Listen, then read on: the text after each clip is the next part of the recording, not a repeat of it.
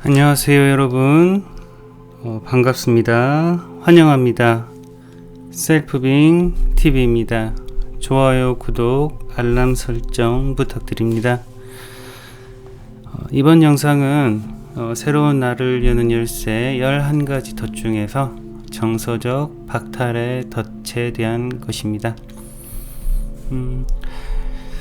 이 인생의 덫이 중요한 이유는 우리가 내면의 이런 덫을 알아차리고 그것을 자각하지 못하는 한은요, 내 인생을 살기가 힘들어집니다. 그래서 굉장히 공허할 수가 있죠. 그래서 이런 것을 알아가는 게 내 마음을 알아가는 길 중에 되게 도움이 되셨으면 합니다. 정서적 박탈의 덫은요, 한 문장으로 하면 나는 결코 사랑받을 수 없을 거야 라는 뜻입니다. 자, 그럼 이 체크리스트부터 알아보겠습니다. 자, 첫 번째는 나는 더 많이 사랑받고 싶다 라는 것이고요. 두 번째, 누구도 나를 진정으로 이해해 주는 사람은 없다. 세 번째, 나는 차가운 사람에게 매력을 느낀다. 네 번째, 아무리 가까운 사람이라도 결속되어 있지 못하다고 느낀다. 다섯 번째, 내 주변에는 서로 공유하길 원하고 내게 어떤 일이 일어났는지를 걱정해주는 사람이 없다. 여섯 번째, 나에게 따뜻한 애정을 가지는 사람은 아무도 없다. 일곱 번째, 내 요구와 감정에 관심을 가져주는 사람을 가져본 적이 없다. 여덟 번째, 다른 사람이 나를 보호해주고 안내해주는 것을 허락하는 것이 힘들다. 아홉 번째, 다른 사람이 나를 사랑하는 것을 받아들이기 힘들다. 열 번째, 나는 많은 시간 혼자였다. 자, 마찬가지로 각 항목당 5점이나 혹은 이제 도서에서는 6점으로 되어 있는데요. 그래서 6점으로 하면 30점 이상이면 유의미하고 5점으로 하면 25점 이상이면 유의미합니다. 대체로 나와 비슷하다라는 그러면 중간 점수 이상을 주시면 돼요. 이 정서적 박탈의 덫은요, 참 독특한 게 내가 뭔가를 내가 그런 어떤 관계가 있은 다음에 그 관계에서 박탈당하는 그런 느낌이 아니라 그런 나와 관계, 특히 정서적으로, 감정적으로 그 연결을 경험하기 전에 이미 그 존재가 없었습니다. 이게 버림받음의 덫하고 큰 차이점이에요. 버림받음의 덫은 관계가 있은 다음에 그 사람이 사라지는 거거든요. 근데 정서적 박탈은 처음부터 그 관계가 내 기억에 없어요. 그래서 늘 구멍 뚫린 가슴으로 살아갑니다. 굉장히 무시무시한 덫이죠. 예, 다시 말씀드리지만요, 제가 밑에 카페 링크를 해드리겠습니다. 그래서 그 카페 창을 띄워놓고 보신다거나 혹은 가능하시면 출력해서 보시면서 들으시면 좋으실 거예요. 자, 그렇다면 이 정서적 박탈감은 삶에서 어떤 경험으로 나타날까요? 첫째는 이 정서적 박탈은 우리가 이렇게 어린 시절을 이해해 보려고 해도 이 이미지 자체가 구체화되지 않아요. 즉 뚜렷하게 떠오르지가 않는 경우가 많습니다. 왜냐하면 언어 기능 발달 전의 나이, 즉 3, 4세 이전에 이 정서적 박탈이 이미 경험이 되어버리기 때문에 그래요. 그리고 이 두 번째는요, 우리 인생에서 이 정서적 박탈감은 영원히 혼자라는 느낌, 무엇도 나를 충족시켜 줄 수 없다는 느낌, 또 아무도 나를 이해할 수 없다는 느낌, 또한 뭔지 모르는데 뭔가 빠진 듯한 공허한 느낌입니다. 이미지상으로는 저기 구석에 그냥 방치된 아이의 이미지입니다. 늘 혼자인. 자, 그 다음으로 관계에서 진실한 친밀감을 느낄 수 없으니까요, 관계 자체가 피상적이기 쉽습니다. 그리고 세상이 감정이 메말라버린 사막처럼 느껴집니다. 당연하겠죠. 자기 자신이 되게 이런 혼자라는 느낌과 공허한 뭔가 밑 빠진 독이라는 느낌을 갖고 있기 때문에 그래요. 그리고 또한 관계에서 요구가 많습니다. 당연하겠죠. 근데 채워지지 않은 박탈감은요, 상대의 배려에 결코 만족하지 못합니다. 자, 다음으로는 이런 정서적 박탈감에 대한 보상적인 행위로 간호사라거나 혹은 사회보호사라거나 요양보호사라거나 이런 봉사하는 직업을 선택하기도 합니다. 자, 그 다음이 타인에게서 만성적인 실망감을 경험합니다. 대인관계에서 의지할 사람이 없다고 느끼는 이유죠. 이런 식으로 삶에서 정서적 박탈감은 지속적으로 나타납니다. 자, 다음으로 이 정서적 박탈감이라고 하는 덫의 기원은 무엇일까요? 뿌리. 자, 첫째로 양육자가 굉장히 차갑고 감정적인 그 교류가 아예 없다고 제가 처음에 말씀드렸잖아요. 그래서 굉장히 차갑고요, 애정이 없습니다. 또한 육체적으로는 스킨십이 없었을 가능성이 매우 큽니다. 따라서 두 번째로 이 아이는요, 자기가 사랑받을 가치가 없다고 느끼고요, 또 자신이 소중하고 특별한 존재라는 느낌 자체가 없습니다. 자, 위에서 보셨다시피 세 번째는 양육자는 아이에게 시간과 관심을 쏟지 않아요. 겉으로 보기에 되게 잘 키우는 것처럼 보이지만 돈으로 그것을 때우는 경우가 굉장히 많습니다. 네 번째는 양육자는요, 아이하고 동질감이 없어요. 그래서 아이하고 진정으로 연결되어 있지 않습니다. 이걸 애는 나이가 언어 발달 전에 이 경험을 하게 되는 거예요. 자, 다섯 번째는 양육자가 아이를 적절히 달래주지 못해요. 당연하겠죠. 동질감도 없고 공감도 못하니까. 따라서 아이 스스로 진정하는 법을 배우지 못합니다. 여섯 번째, 양육자는 아이에게 적절한 방향을 안내해 주지도 못해요. 따라서 아이가 의지할 사람이 없습니다. 그러니까 대인관계에서 공허감을 느낄 수밖에 없어요. 자, 일곱 번째는 아이는 내가 왜 태어났는가에 대해서 부정적 신념을 갖게 됩니다.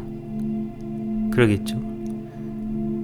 여덟 번째는 다른 덫이 양육자가 아이에게 특정 행위를 했기 때문에 발생하는 반면에 이 정서적 박탈감은요, 특정한 양육 행위의 부재에서 발생합니다. 즉 감정적 공감 혹은 방향 안내, 이런 동질감, 이러한 것의 부재에서 발생해요. 자, 스스로 한번 물어보십시오.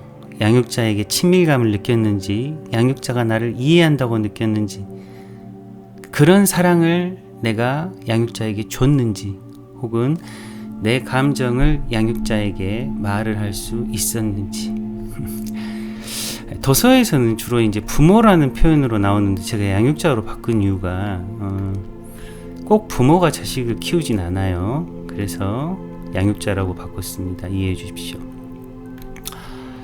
자, 그렇다면 이러한 근원으로 생겼어요. 그러면 우리가 살면서 이성관계에서는 어떤 위험 신호로 이것들이 나타날까요? 자, 첫째, 상대방이 내 이야기에 귀 기울이지 않아요. 근데 이상하게 끌려요. 두 번째, 항상 자기 얘기만 해요. 마찬가지로 끌려요. 세 번째, 신체 접촉이나 키스를 굉장히 불편해해요. 그럴수록 끌려요. 네 번째, 함께 있는 경우가 드물어요. 그런데 너무 같이 있고 싶어요. 다섯 번째, 차갑고 무관심해요. 근데 이상하게 좋아요. 여섯 번째, 당신이 상대보다 더 친밀감에 관심을 가져요. 상대는 당신에게 관심이 없어요. 일곱 번째, 당신이 약해져 있을 때 상대방은 당신 곁에 없어요. 좋을 때만 있지. 자, 다음은 상대방이 멀어질수록 더 집착하게 됩니다. 그럴수록 상대방은 더 나를 멀리 하려고 하죠. 자, 다음은 당신의 감정을 상대방이 절대 이해해 주지 않아요. 그래서 이해받으려고 굉장히 매달립니다. 마지막으로 당신이 상대로부터 얻는 것보다 상대에게 항상 더 많은 것을 줘요. 나중에 탈진하죠. 이런 이제 이성관계의 위험 신호를 보시면 이제 아시겠지만, 이제 나에게 없다고 생각하는 것을 상대방한테서 얻을 수 있다라고 하는 착각, 그리고 어린 시절에 내가 익숙했던 환경을 그대로 내가 다시 재현하는 경우가 굉장히 많습니다. 이건 이제 피해야 될 대상이라고 말씀드리는 거고요. 그렇다면 이런 정서적 박탈감은 대인관계에서는 어떻게 나타나는가? 자, 첫째, 원하는 것을 말하지도 않고 욕구가 충족되지 않은 것에 실망합니다. 왜 말하지 않을까요? 절대 공감할 수 없다라는 생각이 밑에 신념이 깔려있기 때문에 그래요. 두 번째, 자신의 느낌을 상대방에게 이야기하지 않고 상대방이 나를 이해해주지 않는다고 실망합니다. 비슷하죠. 세 번째, 상처받지 않기 위해서요, 상대방이 당신을 보호하거나 이끌도록 해요. 자기가 직접 말하지 않고 굉장히 수동성을 띠게 되는데, 이것의 문제점이 가슴속에 아주 만연되어 있는 분노와 적개심을 쌓아갑니다. 네 번째는요, 박탈감을 느끼지만 아무것도 말하지 못하고 속으로 분노를 쌓아가요. 다섯 번째, 따라서 어느 순간 화가 나고 택도 없는 요구를 하게 됩니다. 자, 여섯 번째, 또한 상대방에게 왜 나를 돌봐주지 않느냐고 하면서 항상 비난해요. 자, 그리고 마지막으로, 당신은 사람들과 소원해지고 멀어지고 결국 닿을 수가 없게 됩니다. 정리해서 말씀드리자면요, 정서적 박탈은 특권의식하고 결합하기도 해서 굉장히 자기애성을 띠기도 해요. 근데 이 자기애성이 실제적으로 자기 자신에 대한 사랑에서 나타나는 게 아니에요. 보상심리에서 나타나는 거지. 그래서 이때 대인관계에서 유년 시절에 미충족된 정서적 욕구의 충족을 지나치게 요구하는데, 때로는 물질에 중독되기도 합니다. 하지만 근원적으로 이런 물질에 대한 중독은 내가 받고 싶은 사랑과 이해를 대체하지 못합니다. 자기애적인 사람은요, 관계에서 진실성이 없어요. 그래서 보통 대인관계의 피상성에 절망을 느끼게 되고, 또 자신에게 진실하지 않기 때문에요, 타인에게도 진실되지 못하고 자신의 근원적 욕구를 상대에게 또 진실하게 요구하지도 못합니다. 늘 불만과 불평만 달고 살아요. 자, 이렇게 대인관계에서 정서적 박탈감의 덫을 한번 살펴봤습니다. 그럼 자, 이제 열쇠, 정서적 박탈을 어떻게 변화시킬까요? 자, 첫째는 이 정서적 박탈이 생성됐다고 예상되는 그 어린 시절의 나를 되도록 가능하면 떠올려 보시고요. 결핍된 아이를 성인이 된 지금의 내가, 파워가 있는 내가 그 아이를 감싸주고 이해해 보십시오. 두 번째, 현재 대인관계에서 박탈감을 살펴보십시오. 내가 누구한테 보살핌이나 감정이입이나 방향 제시에 대한 욕구를 느끼는지 보시고요. 만약에 그걸 진실로 그 사람한테 느낀다면 그 사람에게 요구하십시오. 자, 세 번째는 과거의 관계들을 한번 되새겨 보시고요. 반복되는 패턴을 명확히 해 보십시오. 그리고 지금부터 피해야 할 감정을 적어 보세요. 네 번째는 강한 매력을 느끼는 냉정한 이상은 절대 피하십시오. 다섯 번째, 감정적으로 관대한 이성을 만나면요, 거기에 대해서 너무 쉽다 이렇게 생각하지 마시고 그 관계를 지속하세요. 당신이 원하는 것을 요청하십시오. 또한 연인하고 취약점을 나누세요. 여섯 번째, 배우자를 비난하거나 당신의 욕구를 채워달라는 그런 허망한 요구는 이제 그만두십시오. 밑빠진 톡에 물 붓기는 그만하시라는 얘기입니다. 네, 이렇게 이제 덫을 변화시키는 방법들을 알아봤고요. 자, 이러한 정서적 박탈은요, 이제 정리하자면 세 가지 영역의 박탈에서 일어나요. 즉, 보살핌, 따뜻함이나 관심, 신체적 애정의 박탈, 그리고 두 번째는 공감, 이해나 감정적 인정에서의 박탈, 그리고 보호, 즉 즉 힘과 방향 또는 안내 역할을 양육자가 없는 그런 보호의 박탈, 그래서 보살핌, 공감, 보호의 박탈이 아주 유년기에 일어났습니다. 그래서 이런 덫이 작동되면요, 자극되는 모든 감정을 자신이 느끼도록 허용하십시오. 도피나 반격, 굴복의 대처를 멈추시고요. 일어나는 모든 감정을 용기를 가지고 탐구하십시오. 오직 어둠을 뚫고 나가는 길은요, 그 어둠을 통과하는 방법밖에 없습니다. 예. 이렇게 이번 영상에서는 정서적 박탈의 덫에 대해서 살펴봤습니다. 시청해주신 여러분 감사드리고요.